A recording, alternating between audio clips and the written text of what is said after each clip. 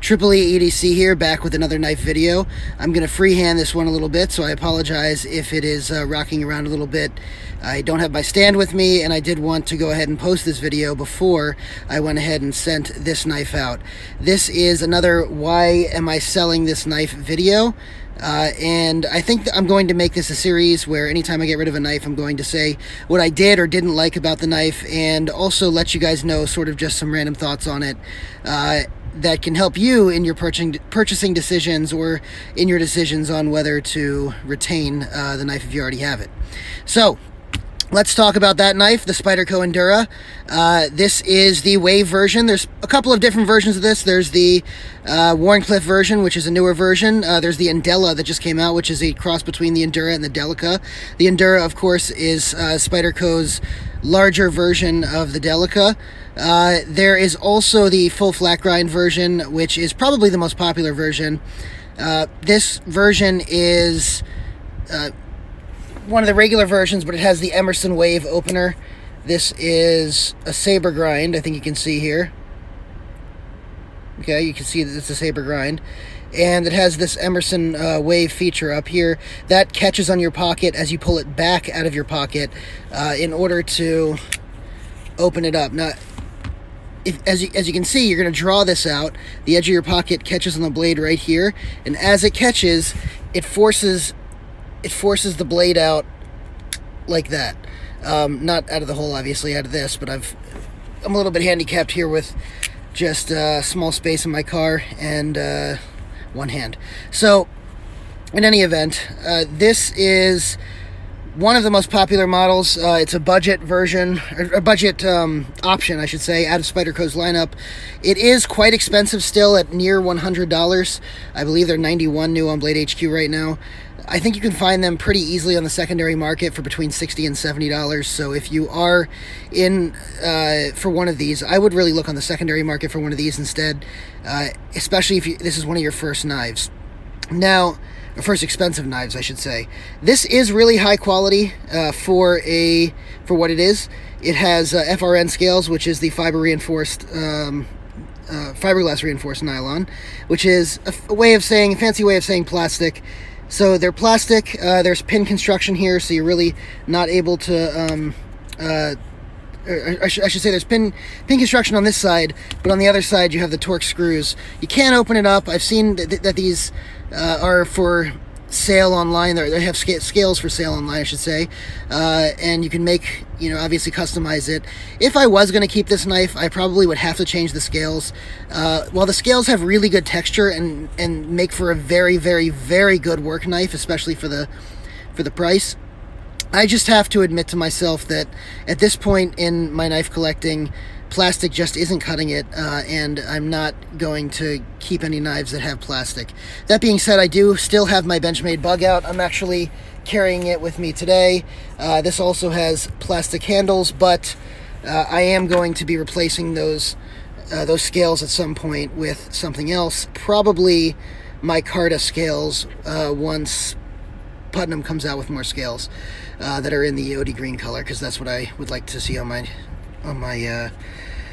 Bugout. In any event, I've got, with respect to the Spyderco Endura, it is a larger blade. I do enjoy a larger blade. I have gotten a lot of good use out of this. I haven't used it up a crazy amount. I'd probably call this a light user at this time, but it is something that has definitely served me well. It's been sharpened, and I think it holds a pretty good edge. It's VG10 steel. Now, that being said, it's not a super steel. It is I guess what qualifies these days as being a budget steel. It's definitely not a crazy budget steel like you'd see HCR 13 or any of those type of AUS 8 or AUS 6. It's not that type of budget steel, but it's about as low end as you can go while still remaining quality, I should say. I think that's a good way of putting it. That being said, they still hold a fantastic edge for what you're paying for it, and that is starting to change with all the D2 steel knives that are coming out for between the $50 and $100 range. You can also get M390 at House of Blades, I believe, for some of the Kershaws there. You can also get S35VN on several models in that range. Not several, but a few models. I believe Cold Steel has a couple of models in that range as well with S35. So it is changing. This is becoming less of a good deal than it was. It's one of the reasons I decided to trade it. And I'm actually trading it in a package deal for a version of the Manix that I have been lusting after for some time, carbon fiber and S90V version of the Manix. So again, I'm very happy to have the Manix. I was happy to have this in my collection for quite a while. I think it is time to let it go. I'm not a huge fan of the back lock, which is what this has. It makes it less fidgety, which I love fidgety knives. And I think that's really it. I would recommend this if anyone wants a good quality user that has some length on it. That being said, there's stiff competition now in this price range, in this $91 price range. Best Tech has a number of good options in D2 steel. So does Civivi Knives. So does several others. And Spyderco itself came out with the Para 3 lightweight and the Chapparal.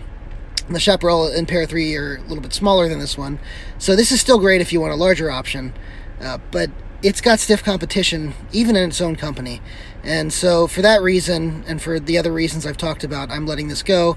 I'll also mention that, like I said, I'm making this a segment. The why am I selling these knives is going to be a segment. But most of the time, you know, sometimes I'll be selling knives, sometimes I'll be trading them.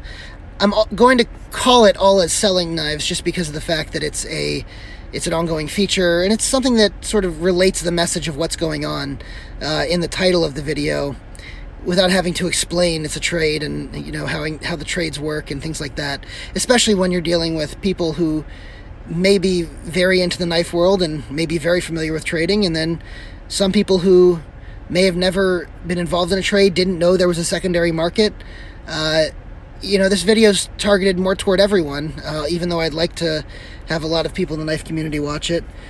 It's targeted toward everyone, and especially with a beginner knife like this, as far as beginner getting into quality knives. So I think it is important to just communicate that message in that way first, even though selling may not be the right word to use when I'm actually trading.